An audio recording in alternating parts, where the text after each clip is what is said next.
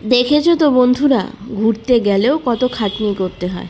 যাক, একদিকে ভালো, এমনি সময় তো এত এক্সারসাইজ করা হয় না, এই ঘোরার নাম করে একটুখানি এক্সারসাইজ হয়ে গেল।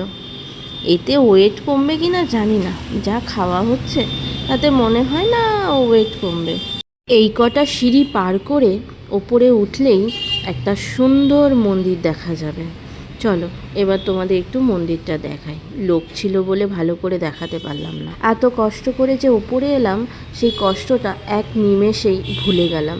আচ্ছা বলো তো, এত সুন্দর দৃশ্য দেখে কার আর কষ্টের কথা মনে থাকে, তাই না?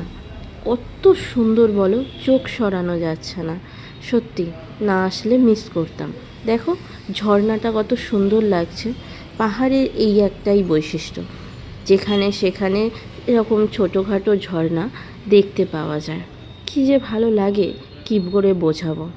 সত্যি এই সৌন্দর্য দেখে সমস্ত খাটনি আর খাটনি মনে হচ্ছে না, তাই না? এটা হলো পুরুলিয়ার তুর্গা ড্যাম। এতগুলো সিঁড়ি ভেঙে ওপরে এসে যে সৌন্দর্য দেখতে পেলাম, তাতে মনে হলো কষ্ট করা সার্থক।